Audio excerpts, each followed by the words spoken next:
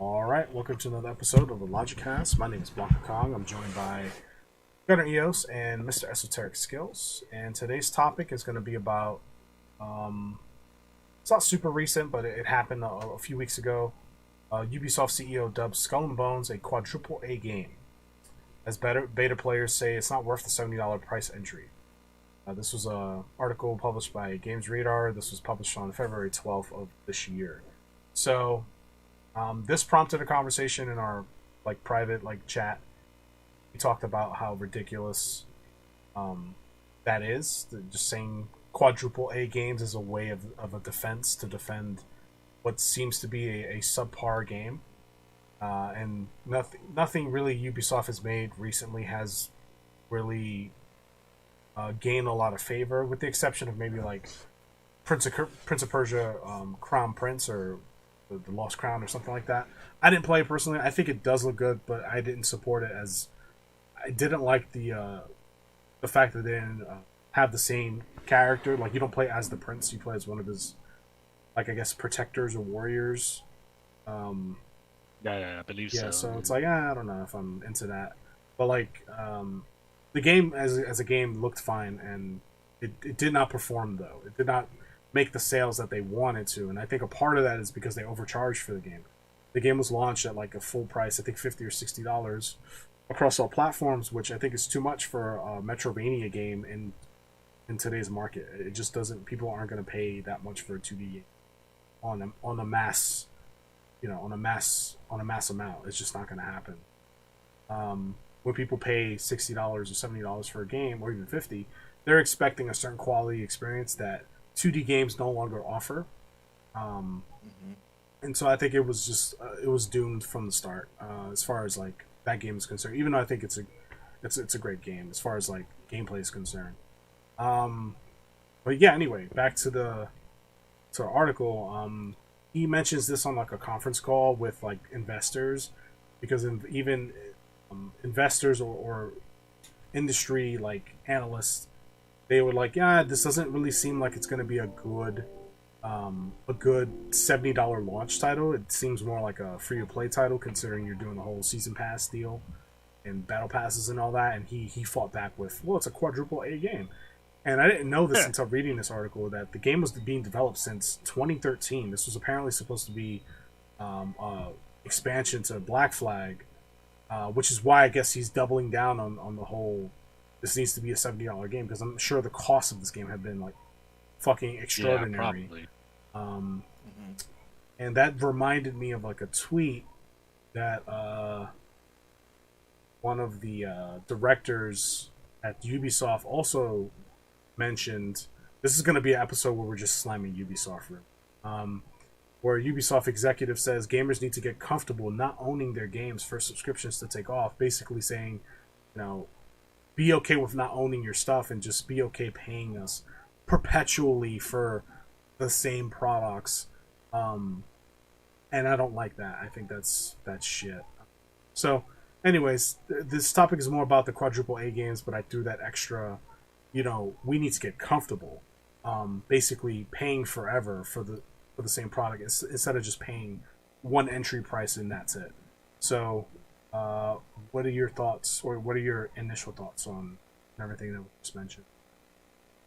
Well, I have a question. Sure. In regards to this, because we need to establish what a quadruple A title would consist of, because I feel as though the more A's that you add to a title, that means that the goalpost must be moved in some significant way, shape, or form. And it's basically my question is, what I'm trying to ask is, what is Skull and Bones delivering that constituted as a quadruple A game?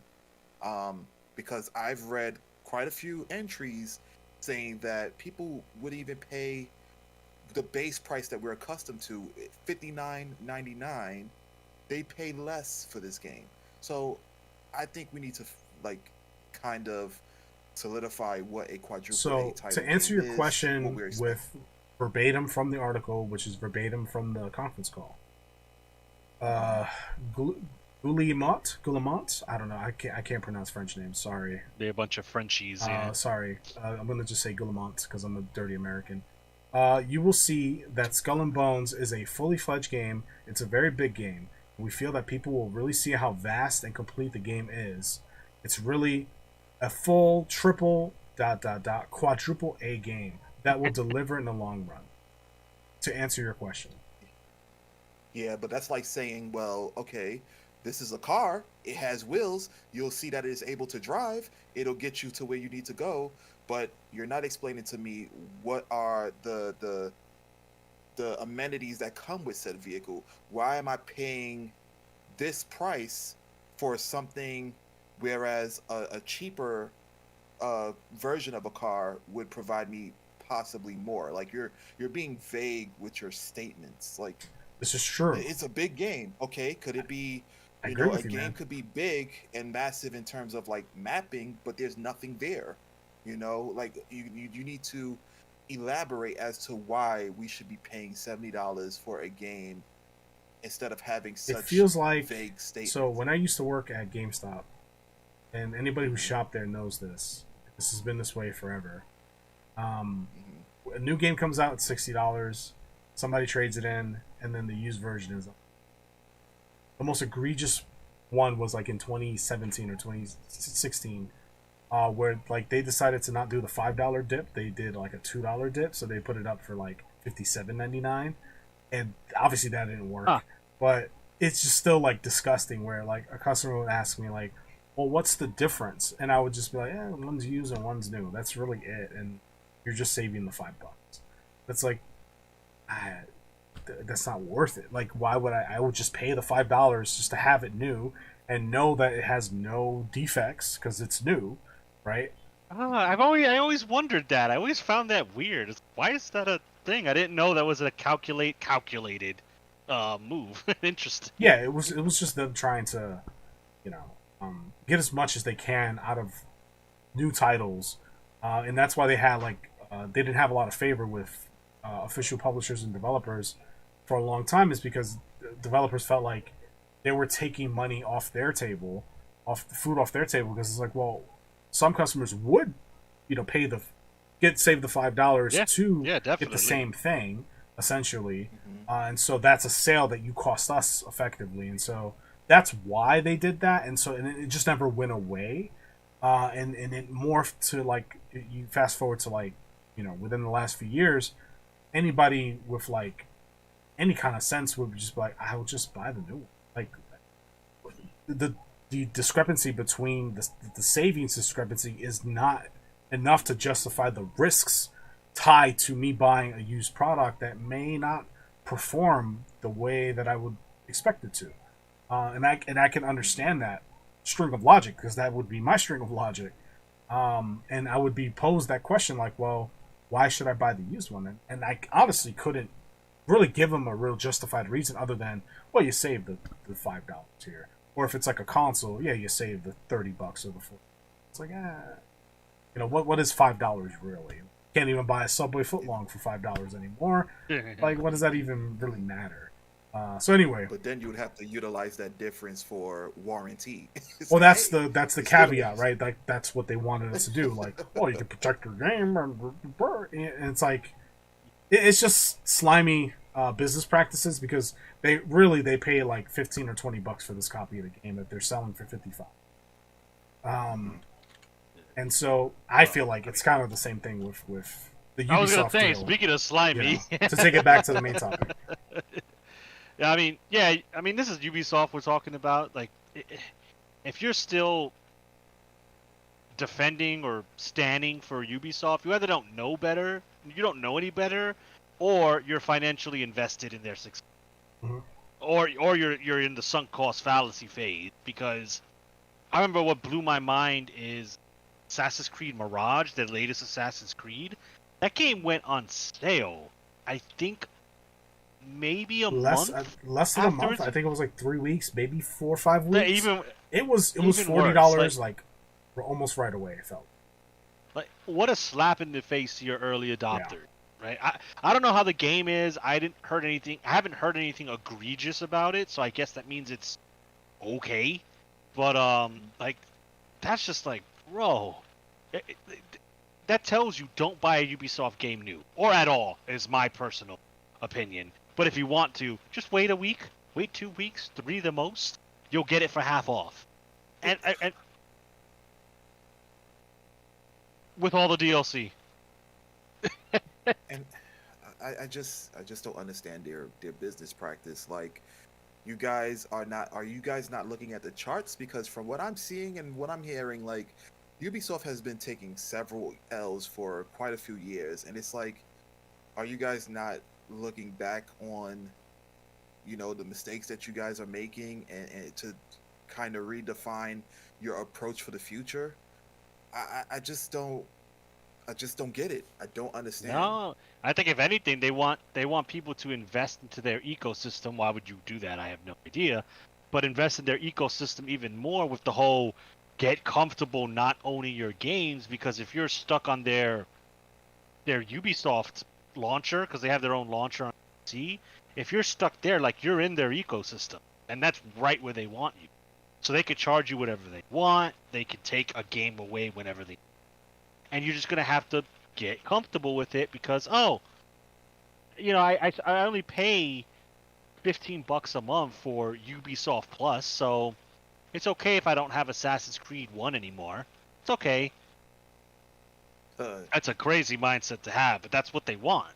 it is, because it absolutely adds up. Like, I can buy a game and own it for $65, and I can come back to it 5 years later as long as I have the system associated with it, and play it. Whereas, $15 times 12, and then times that by 5, you're paying a significant amount of money to, not only sustain a game that you like, but also to not own it, with the potential of it being removed from the platform in which that you're using in order to play it. So it's pretty mind-boggling that people would even do that. But let's say that people absolutely take on this approach and take on this plan, and for some weird mindset, they're like, oh, well, I understand where you're coming from, Esoteric, but this works for me.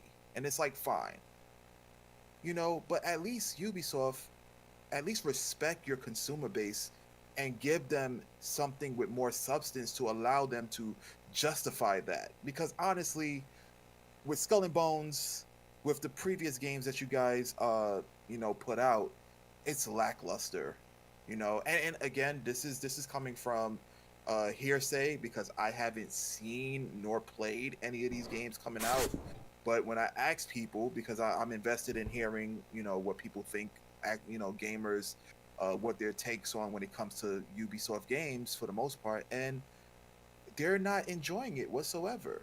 They're Well, not, and it's well, like, yeah, let's let's not pretend like every game is a dud. That's not the case. oh yeah, So no, absolutely yeah, not, like they no, have successful franchises. I don't necessarily agree with the way that they drip feed content.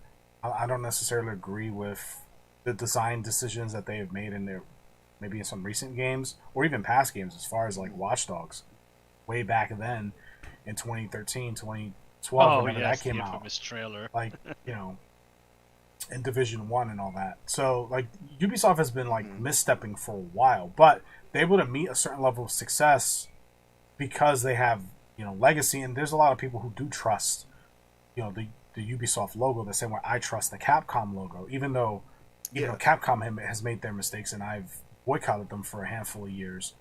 But some people haven't done that, right? They just go, well, Ubisoft gave me yeah, this great game, so I'm going to trust that their games are great. Like the Far Cry series, those games are very cookie cutter across the board, but like, for some people that you know cookie what you're cutter, getting. they know what they're getting and they like it, so they invest in the same with Assassin's Creed games. So like they meet a certain level of success because of just the legacy that they have built. And I think that legacy has given them a sense of comfort. And so now they're just maybe flying a little too close to the sun and trying to gain more control over their piece of the pie and how their content is distributed. I think it's going to bite them in the ass in the end. but we'll see. I don't support Ubisoft games at all. I've boycotted Ubisoft for years. I don't buy any of their products. I don't feel like I'm missing out on anything. If I do buy any of their games, it's used copies of the games for fucking pennies on the dollar. I don't pay full price for any of their stuff. And if I do buy, like, I have all the Assassin's Creed games, but I have them all for Xbox One. And I didn't buy any of them new. I bought them all used for like less than $10 each. Even Valhalla, the latest one, I bought that for like $8. You know, so like I don't feel like I'm. Yes, will I play the Assassin's Creed games? And I heard good things about Valhalla. Like, you know, not to shit on everything that they do, but like I did not buy it at full price, and I had no intentions to. And as far as I'm concerned, I'm getting the same exact, if not a better experience for waiting 3 years, 4 years later, because of all the fucking patches that probably have happened in that time frame. And I paid a fraction of the price, and I got the same thing. So like for me, it just pays to wait. And they don't. I'm sure they hate that. I'm sure they hear they go, this fucking guy, right? Like this guy's not who we want as a consumer. He's not contributing, and I get that. And so now it's like we need to push this sub model. We need to get people to like perpetually pay instead of just getting that $165. Like if you are subscribed for our service for 2 years, right, and you only play Assassin's Creed Valhalla. Well, that one copy, air quotes, copy of the game has gone further financially for us. So that's why they're pushing for the sub model. You know. Oh yeah, absolutely. You know, like any model that they're pushing for is typically beneficial or intended to benefit them. Like that, there's no question whatsoever. However, you know, there's a certain level of respect that you should give to your consumer base when it comes to the games that you're making and the business plans that y'all are, you know, foregoing. I mean, you're just speaking, you're just doing lip service at this point in terms of like, oh, quadruple A title. Well, if you're gonna be as so bold to state that it's a quadruple A title, then you need to have stuff lined up stating as to why it seems that way to you, and also rebuttals pertaining to people who would say like, well, I would pay less than what a AAA title is for this game. Like you need to have these bullet points lined up, and you need to convey for to you, your consumers, but not for the normal casual consumer. Like a lot of the normal casual consumers will simply buy the game because it says on the box art or on the download page, you know, has won X amount of awards. AAA title, they'll buy into the buzzwords because I mean they've been doing that forever. Yeah. Like you remember back in the day where like on the back of a PS2 box or a PS1 box there would be like quotes from magazine publications like masterpiece, 10 out of 10, yes. You know, Game Informer, 10 out of 10, PlayStation Magazine, whatever. Like that, at least at that point in my life when I was younger, a teenager or whatever, that was influential. I was like, whoa, this game got like all these 10 out of 10s. They still do it to this day. Like even Elden Ring, like you'll see an advertisement for Elden Ring and they'll just show all the 10 out of 10s. Game of the Year edition. Right? And I don't blame them like for doing that. But my point is, I hear what you're saying, but for a lot of people, I don't think they need those reasons. They'll just buy it at face value, which is why they're able to get away with a lot. Yeah. Sorry, I didn't mean to like rain on your parade. No. You're not raining on my parade. Like I understand the nature of the beast. Like, you know, there are going to be people who, you know, not for nothing, not for a better, I can't think of a better term, who doesn't like do their homework and you know, look into the games before acquiring them. There are people that just, you know, I want to live in the moment. This game looks interesting. Let me buy that. And it, you know, if that's you, then that's definitely you. However, I just feel like as a business, from a moral perspective, because, you know, from a financial perspective, less about that. No, I get it. I know that.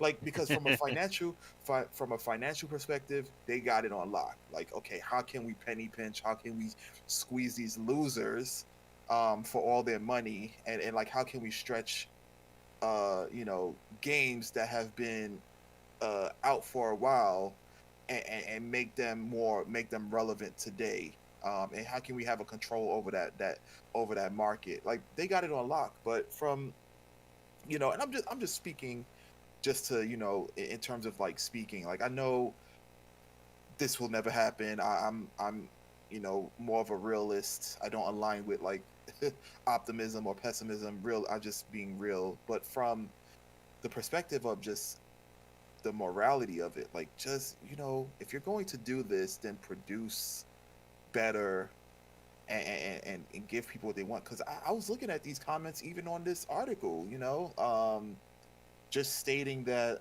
what were they saying here?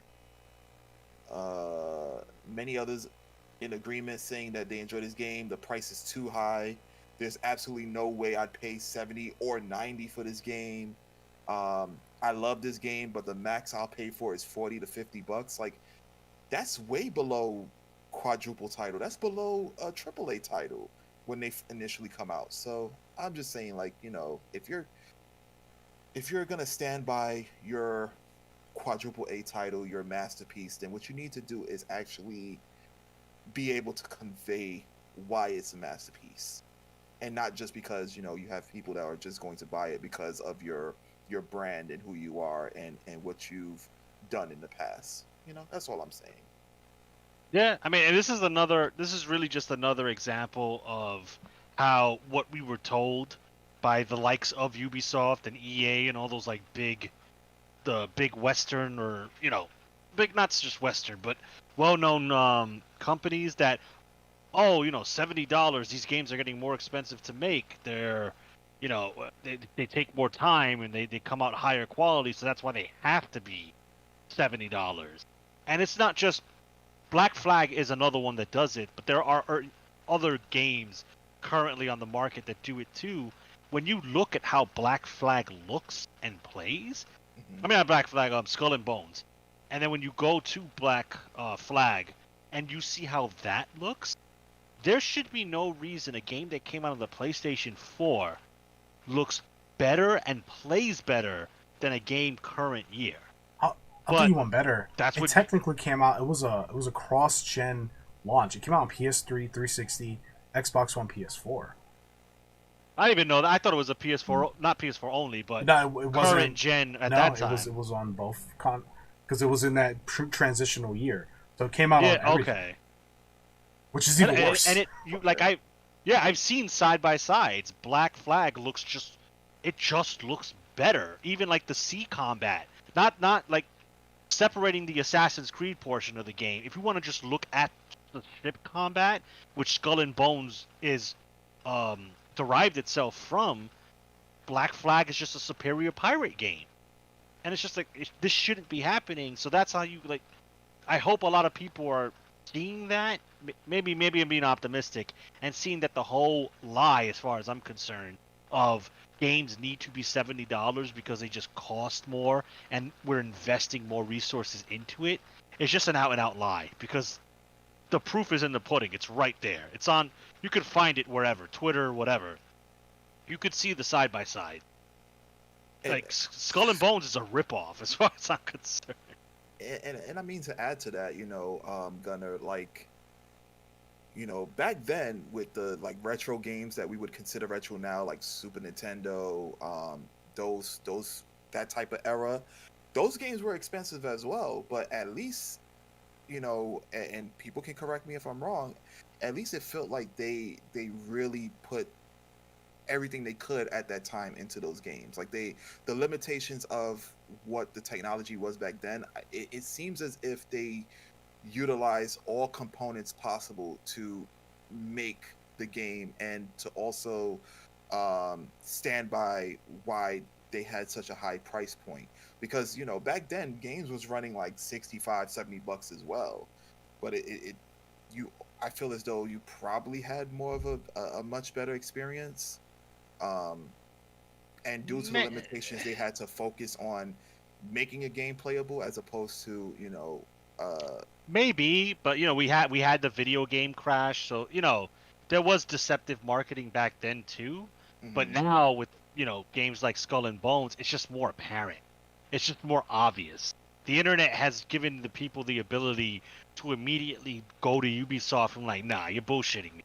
Because look at this game that came out on P3 and P4 and look at this game that's coming out on modern PCs, PlayStation 5, and Xbox. Like, why does this look and play like shit? You're a liar, Ubisoft. So I believe that the game did cost a lot of money to make because it did span over 10 years of development. However, I'm not defending it. What I am saying, though, is this goes back to like our games, development studios being bloated, and that being a bad thing. Is you had mentioned, Esoteric, like games from a certain era were more concise, were made more so to like deliver the best experience possible on a home console, and the idea was if you made a good game, then your sales would be healthy because people would buy the game, right? And so that has kind of gone on the wayside, and it's the current model is now, how can we extract as much juice out of one orange as possible, because the market is so saturated right now that like every consumer, we need to be able to like squeeze them dry kind of perspective. And like this Skull and Bones, I think, is a good example of like a game that has been in development for a long time and has bore very little fruit because it's been in development for a long time. Like if this game was in development for 3 years, it probably would have been a better game because it would have had a more clear focus, like direction, and it would have like the right resources would have been put into the game because the deadline was like tighter. And so there needs to be deadlines. There needs to be like the budgets need to be respected, because if they're not, if everything's just bloated and they just keep throwing money at it and they go, oh, we'll just get another director on there. Oh, we'll just get another, set of developers on it. That's you're playing hot potato with it, and then like you're gonna end up with like this weird Frankenstein product that is gonna be a far cry, no pun intended, a far cry from its original vision, and it's gonna show in the market. Like once it goes out for sale, people aren't gonna receive it well, and that's gonna affect the sales negatively. Yeah, and I also think a part of that is the company's ego. It's that's a part of it. We don't want to admit that this game, for what it's developed into, is bad. It's tied in with ego and loss of money. So with those two things being in tandem, they're going to definitely bloat and push a game out because, it's like I'm not losing money, and I know this is a great idea. I can assure you that people will absolutely buy this game. Instead of taking the L in the earlier stages and focusing on something else that might be potentially more appealing during release. And I can understand to some degree because you'll never know, right? You'll never know.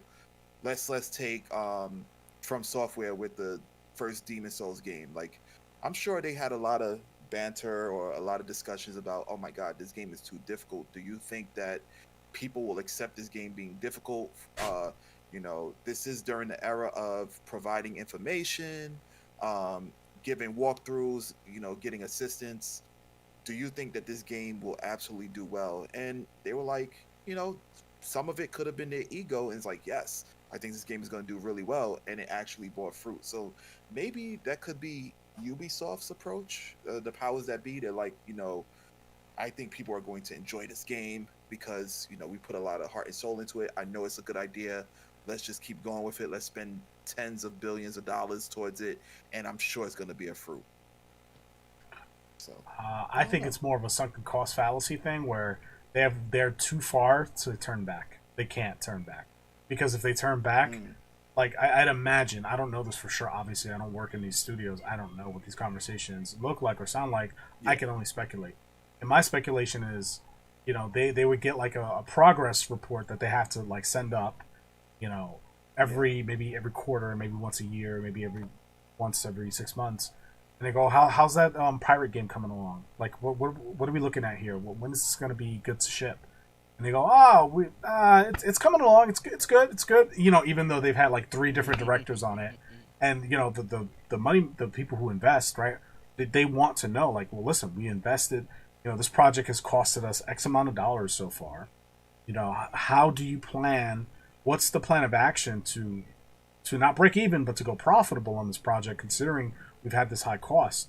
And so I'm sure Yeah. this guy just panicked and was like, no, listen, the game is huge, right? Like, started Donald Trumping them and like just upselling it with like vague statements and like hoping that like he would just get by and just hope to God that people will just buy the game on faith. Just like, oh, Ubisoft, oh, same, similar to Assassin's Creed 4 Black Flag, cool. And then they just buy it because there are people who are like that. Oh yeah, They're I've out seen there. stories. So and I'm not throwing shade their way because I do that sometimes. Sometimes I'll buy something just off of, just like, ooh, interesting, right? Like just impulsive purchases.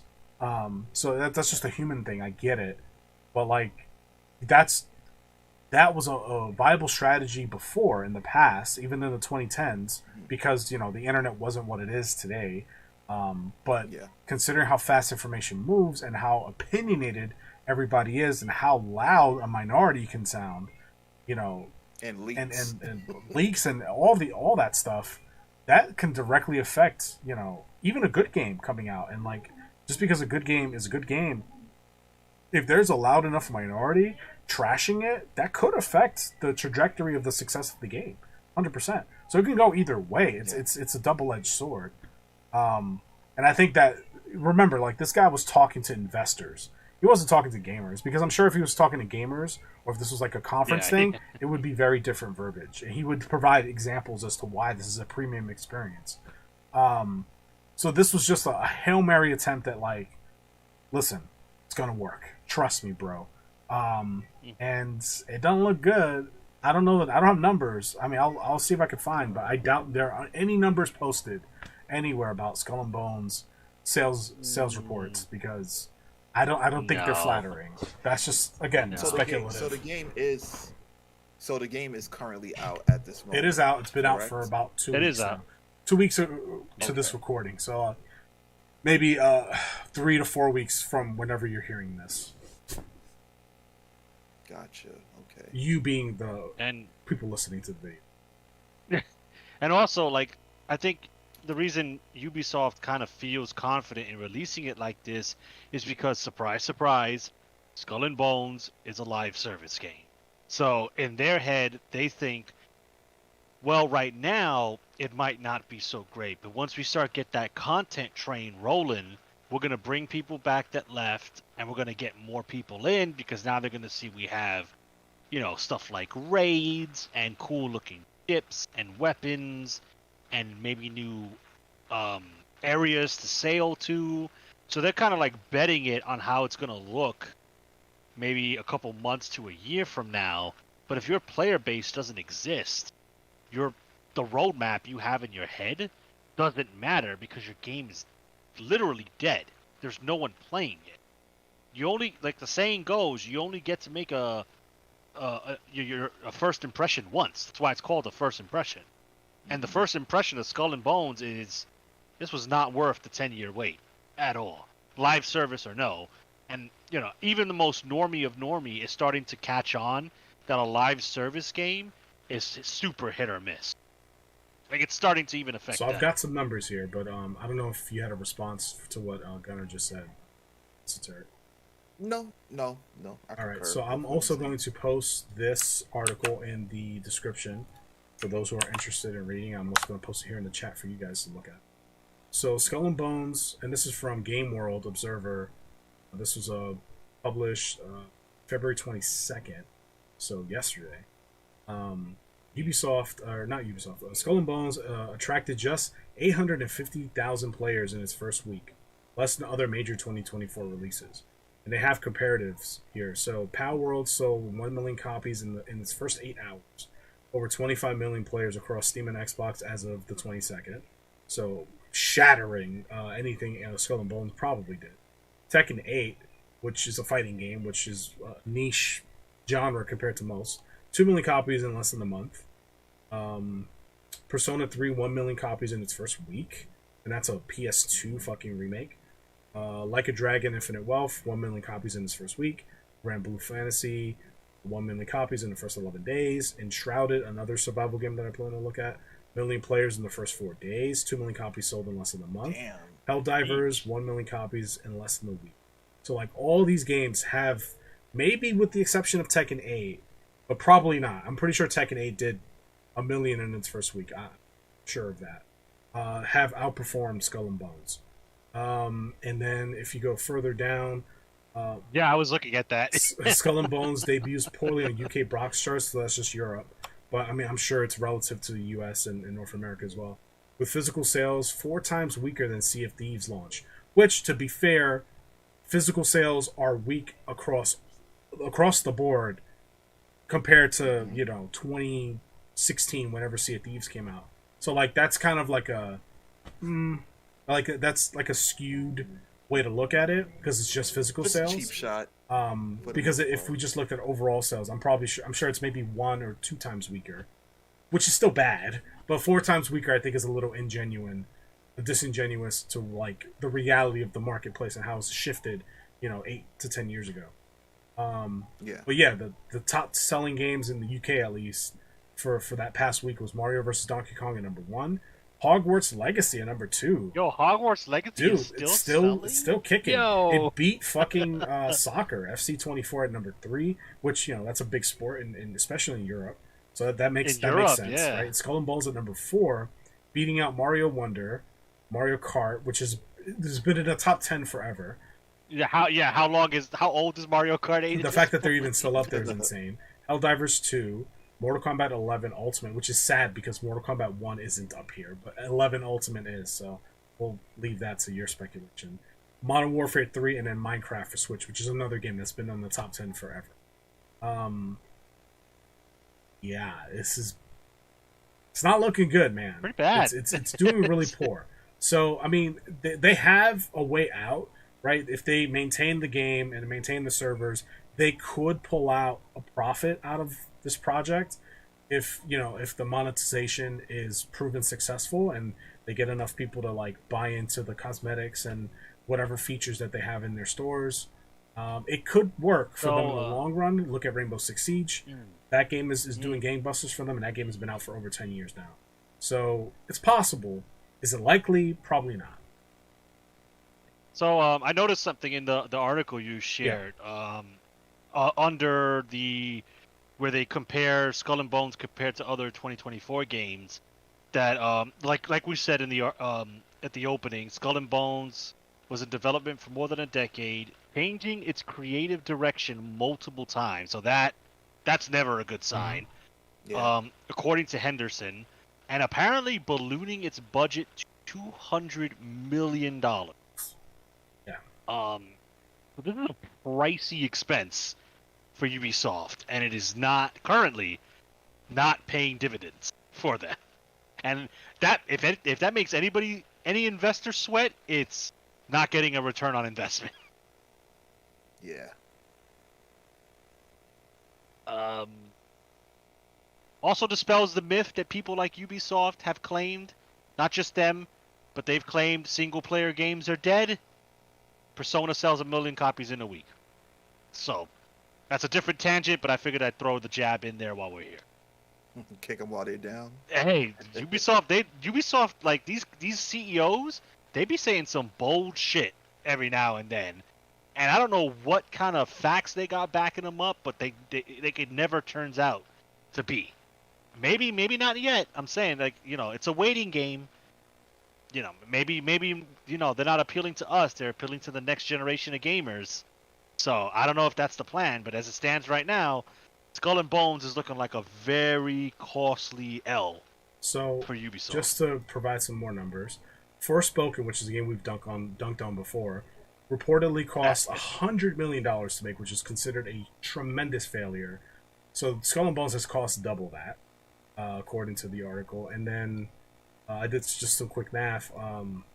It looks like if the game launched at $70 and they have at least 850,000 players in its first week, that's 59,500,000. So they've made a quarter of the cost back in its launch week in just sales, which is, that's something, but that's just about 25% of the cost. And I'm sure that's not, the $200 million that they're referring to is probably just development costs, probably not marketing costs and other like hidden Oh costs that we yeah. don't know about. Speaking of marketing, I've seen that advertised on Twitch, on different websites. So Ubisoft is paying some coin to get their game, to get eyes on advertisements. So Yeah, so yeah, that's it's an looking expensive it's in of looking bad. itself. It's not looking good unless they can like really get people invested into jumping in and really participating in the perpetual monetization of the game, season pass. Well, not season pass. It's battle passes and Something cosmetics and pass. blah blah blah. It's going to be an uphill battle for that game. So we'll see. I think they've sunken too much to go back on it. They can't just cancel the servers and cut their losses now, because that would be even worse. Right now they're fucking Yeah. people. Yeah. I'm looking at you, Yeah. Anthem. So Yeah. I don't know, man. It's a rough position to be in, and somebody's probably going to get fired over it. I think they would have had a better success if they just kept it tied to Assassin's Creed. But like that's a crazy thing. Like they had the formula. It was in Black Flag. And people literally said, "Bro, just take the pirate combat from Black Flag and expand on it, and you make profit."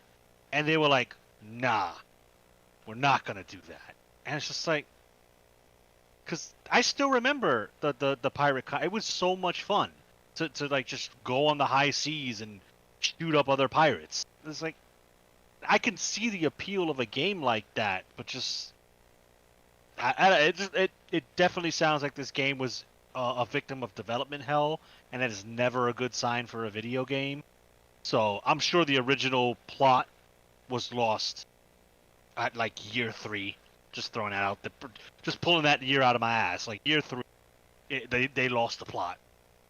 Man, We got what we got. One thing's for certain, you guys are absolutely making me want to play Black Flag, because I did play Hey, Assassin's man. Creed 1 and 2. I was interested in 3, but did not get it. I do have the statue. Thanks to Phantom for getting that for me. It's my personal favorite Assassin's Creed. I think it's before it started going down. I know you'll have people who disagree, but it was a good game. And again, you could use the pirate combat to break up the stealthy assassin combat. So if you were getting bored of that, you would go do like pirate stuff. So it was like a good breakup in terms of like the monotony of the game. So it was a really fun game. It's on PlayStation 4. I'm pretty sure you can still find it at a reasonable price. I'd recommend it. It's a better game than fucking Skull and Bones. That's for damn sure. Yeah, I think the lowest I've ever seen Black Flag go for was $20, which is pretty good. It's definitely not like I have Black Flag on. I have it on Xbox One. I bought it for Xbox One because it was cheaper than PS4 variant. But like every other Creed game that I bought was under $10, 100%. And Black Flag was the only one that like never went down in price, and I was like, fuck, just have to pay the $20. God damn it. Because it just didn't go down. Like it just wouldn't, because again, it's like it's a game that's always like a game. Assassin's Creed, you'll always find in stock usually is like Syndicate and Unity. Like you'll always see those, and Origins. Yep. They'll always be there. And like if you're lucky, you'll get them for like under $10. But Black Flag has always retained like a reasonable value. It's always been no less than 20. I've ever seen it. Obviously high of 60 when it first came out, and like as far as used goes, like a low of 30, a low of 20, like a high of 30. Like the average is like 25. So like yeah, if you see it and you get it's like complete in box and all that, I say go for it. It's worth having in the library. Definitely. Okay. So yeah, I mean, I'm just scrolling down here, and there's more stuff, like more Ubisoft-based articles in this Game World website. And Prince of Persia: Lost Crown only reaches 300,000 players. That's really not good. I'm sure this game didn't cost them 200 million, but they're fearing mass layoffs because it's not like they've built a bad reputation, and like even something like Avatar: Frontiers of Pandora, which was like considered a super mid tier, just like whatever game that came out last year. That almost cracked 2 million players at 1.9 million players, which is like way more than what Prince of Persia was pulling. And that goes to show you like the difference between the mass market appeal of a 3D, first person to third person shooter to like a 2D Metroidvania game. Like the market for certain kinds of games is just smaller, and so you have to cater your project to meet so that the expectations are tempered and make sense to like what you're investing. Like if Prince of Persia, a 2D Prince of Persia is only going to generate 300,000 players, the budget has to be very, very tight for a project like that. Yeah. Because otherwise you won't be profitable and you'll bleed, right? And then you'll have this situation where like you gotta cut people off and you gotta close studios down and all this. Like, yeah, they need to adjust that. They need to really like tighten their belts and like figure this shit out, because the way it's going and like they've garnered a bad reputation for a long time. This isn't just a recent last year thing. This has been going on for a few years now, and they have a lot of IPs too under their belt. They can, I think they can turn it around. They got the Splinter Cell IP. They have Rayman. They have Prince of Persia. They have Assassin's Creed. They have Watch Dogs. They have Division. They got Rainbow Six. They've got stuff to work with. Yeah, arguably they have juggernaut IPs. Like they have pretty good standalone titles. It's one of those things with, it's like, it's how you use them, pretty much. Because I remember growing up on Ubisoft, and like they were typically the topic of whatever the conversation was at that time. We're talking about games. Like I was really mesmerized when Rayman was released on the PS1, and like excited with all the colors, the gameplay, the difficulty, like everything was there.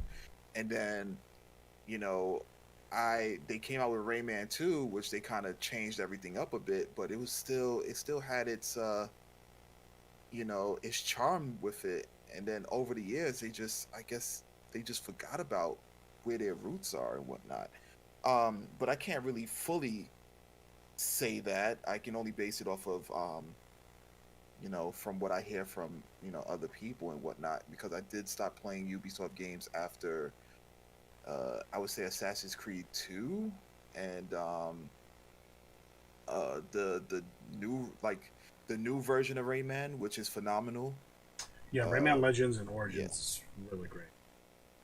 Yeah, so like, I would love to support them, but their marketing structure, not their marketing structure, their business structure is not on par with like what I believe. Like I want to own my games. I want to be able to, like, I think for any gaming company aside from the money, like, would enjoy just someone having their, at least I would assume, is having your titles on their shelf for years and years and years to come, because they're masterpieces, and you want to pass them on to like other gamers, or like if you have any children, you want to pass them on to your next of kin.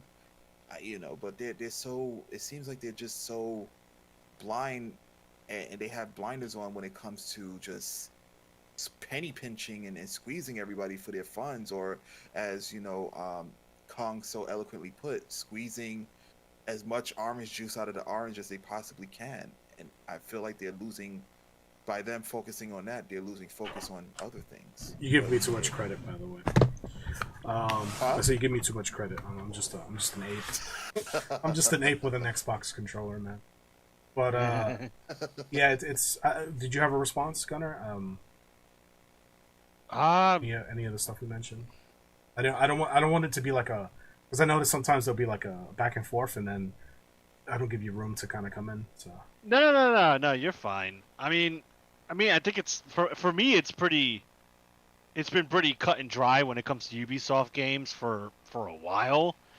I mean, Assassin's Creed kind of had a resurgence when they finally took a break from their yearly development cycle with Assassin's Creed Origins.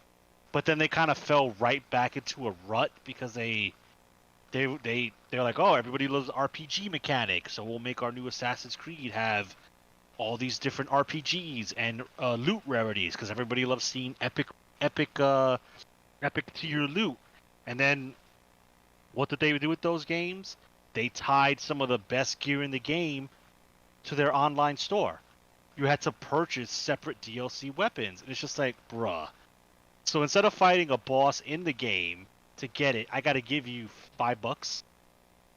So like they did something good with Origins, and then they just fell into a different fucking hole. It's like you hit yourself in the rake with one thing, and then you push the rake aside, took a couple steps forward, and hit a new rake. And that's currently where Assassin's Creed is. Again, I don't know Mirage. I know they were quoting that we're taking it back to basics. Maybe like saying, hinting at they wanted to bring it back to Assassin's Creed, kind of like that style. But for me, I've lost all faith in it, so I don't believe a word they say. And then Skull and Bones comes out and justifies my belief. Don't believe what they say. So, yeah, I mean, this is just preaching to the choir for me. Like that, I don't buy Ubisoft games anymore. They are a company that I can safely remove from my gaming repertoire and not really feel like I lost anything. That's deep. Yeah, I mean, I can't disagree with you, but it's unfortunate because again they have like very strong IPs, and I think I know I could say this with like a certain level of confidence that I know that there's a lot of people that work there that are really passionate and really want to produce good stuff, but you know, unfortunately they're not in control, and True. you know, it's at the end of the day the guys in the suits, the investors, and like the executives, they're the ones who are calling the shots, and artists are just, you know, get back in there and fucking model, cracks the whip, and they have to just do what they're told and try to somehow balance the scales to where they're keeping their executives happy with, you know, their ideas and their what they're producing, as well as keeping the consumers happy.